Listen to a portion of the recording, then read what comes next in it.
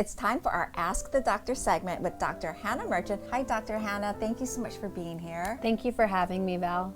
So we had Stephanie write into our website saying that her child is due next month and she's heard a lot about postpartum depression. Can you share about some things to look out for so she can prevent that?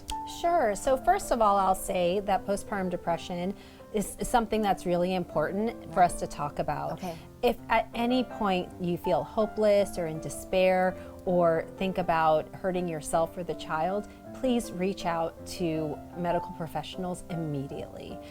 There's a lot of support out there and there's no reason to feel that way. Postpartum depression, it's a combination of biological, psychological, and social factors. After giving birth, levels of estrogen and progesterone decrease dramatically. And there's certain neurotransmitters that also decrease that can affect the mood. That combined with just the emotional overload of having a child, probably before delivery, you may have had some difficulty sleeping, but then add that on to after delivery where your body has gone through so many changes and now you have a crying baby, difficulty sleeping, maybe difficulty eating. These all can contribute to the feelings of postpartum depression. Right. Especially if there's a lack of support from either your partner or your support system.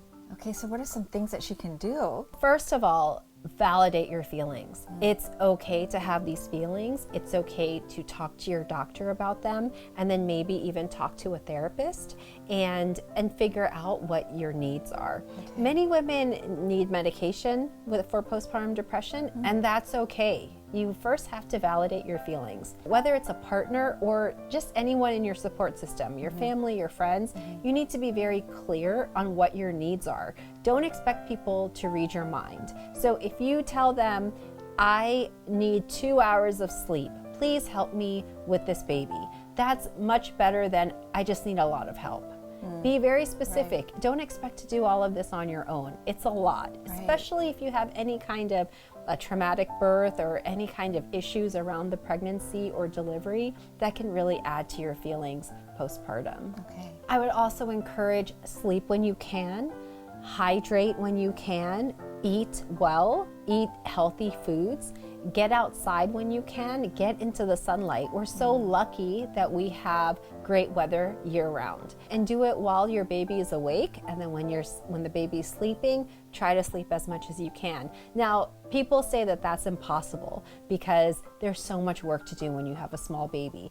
However, you have to take care of yourself. If you're not going to take care of yourself, how are you going to take care of the baby?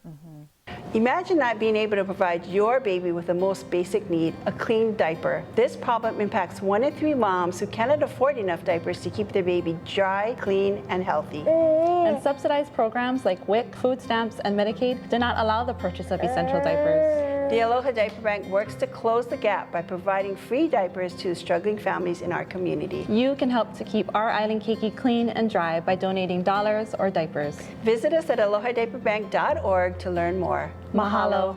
Also, just remember that a lot of women feel this way.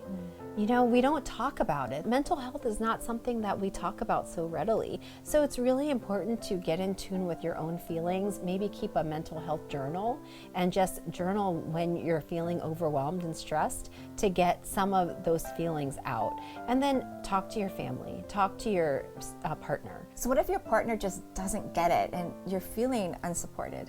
Okay, so go back to what I said earlier about make sure that your needs are plainly stated. Okay. You can show them a video about postpartum depression or have them read an article. Sometimes you may even need couples counseling just to make your partner understand what you're going through. Maybe a third person needs to be part of the discussion to really understand. I mean, a lot of people don't understand, which is why we're talking about it in the first place. Yeah. So it's just about finding the right information and then come up with a plan, discuss it, and also setting realistic expectations. You're not expected to take care of this by yourself. I mean, you're already exhausted, you're drowning, so just know that there's a lot of support out there. Right. And I think one thing is with women especially, and women during pregnancy or during the birthing process, and especially after postpartum, we tend to compare ourselves to what we see on social media, on TV. So if we see people who just bounce back really quickly, whether they're super active or become very athletic, we compare ourselves and then we feel bad about ourselves because we didn't do that. That's okay to take your time to get back to the level of health you were at prior to your pregnancy and prior to your delivery. If you find yourself comparing yourself to what you're seeing on social media, limit social media. You know, it's okay. Spend that time with the baby. Spend that time sleeping. Yes. Spend that time taking care of yourself. Hydration, instead of comparing yourself to people who maybe had a different setup than you. Thank you so much for all this information. I think this is a good topic to talk about. Like you said, it's very important. Most women don't talk about it, and especially during their pregnancy, I feel women are more vulnerable, right? Absolutely. So thank you so much. And friends, please don't ever feel like you're alone.